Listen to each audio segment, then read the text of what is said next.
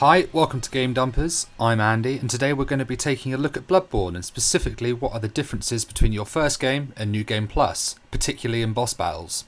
Please note that we will only be looking at a few bosses in the main game and not the DLC, and of course let us know if there are any specific fights you struggle with on New Game Plus. But let's kick things off first with Vicar Amelia. Now, I know that Vicar Amelia is not the first boss in Bloodborne, but to be honest, it's the first enemy I really considered to be a main boss, and also the only one that really introduces the first big difference to New Game Plus.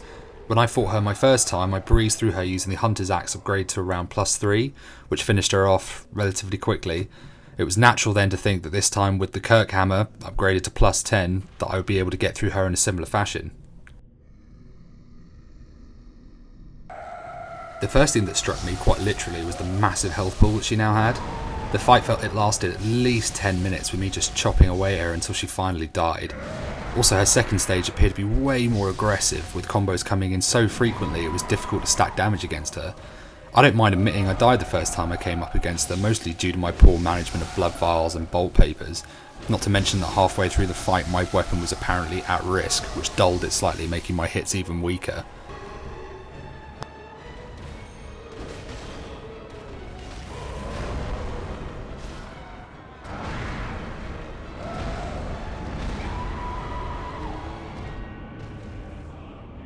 Eventually I managed to get together enough hits to take her down, but what was once a relatively easy fight it turned into an arduous grind which really got under my skin. And to be honest, for the rest of the time that I started playing Bloodborne, I kept thinking that the rest of the game was just going to be like that, just making sure that you have to keep grinding away against enemies and sucking all the fun out of it. But anyway, let's move on to the next boss.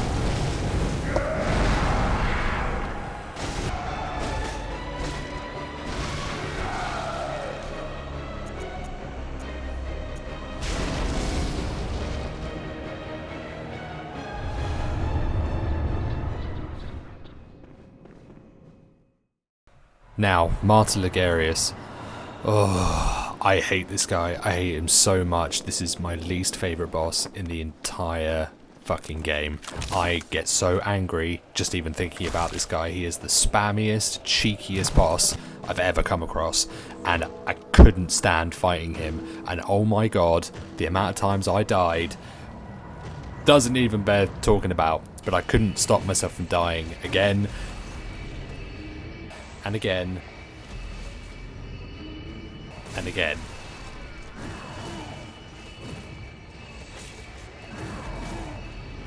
As I'd really built up my strength build in my New Game Plus, I was really confident going into this fight again. I hated him the first time that we fought, but I still managed to just about pluck my way through it.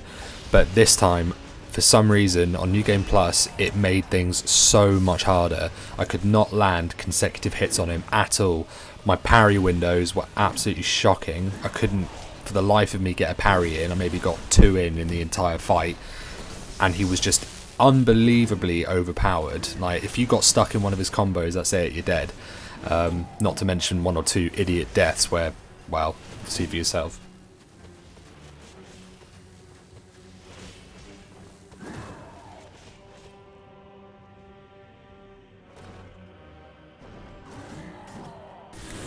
To be fair to Ligarius though, this move is actually really cool, so the fact that he's got a bunch of swords swirling around his head makes it a lot more challenging because you suddenly have to use the terrain a lot more.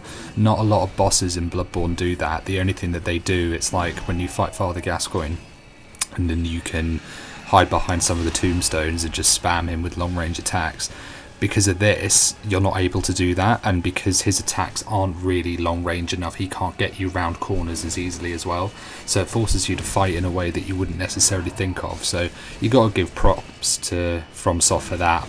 Even after the sheer amount of times that I'd fought him, I still wasn't able to telegraph his moves properly.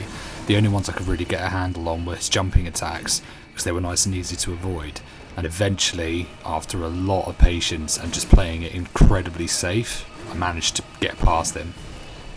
But, this guy. Fuck this guy.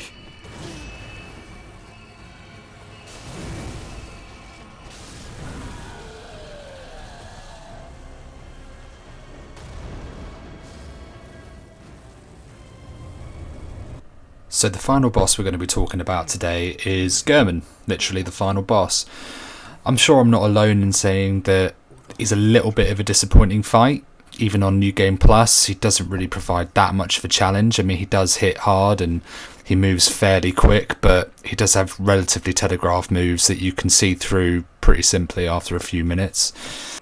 At this point in the game, my strength was up to 50, vitality up to 50, endurance up to 46, and I was building up my skill level as well, so that was going up to about 32 at this point, I think. So overall, I was a level 139, I believe. This put me well in good stead to defeat Gurman on my first try. Even with lots of bolt papers and fire papers, I could have done it without it, I would have think. Even in his second stage, everything was left pretty open so that you could just take him out. Plus the beauty of the Kirkhammer is that its ability to stagger is just nuts, so you can just spam away at him and make him stagger pretty easily. So that's it. That's just a few thoughts of mine on some of the bosses in Bloodborne on New Game Plus. Overall, it is still one of my favourite games. I love playing it, and I'll keep playing it through until we get to potentially a Bloodborne 2. I hope you enjoyed this video, and if you did, please sure to like and subscribe, and we'll see you next time. Cheers!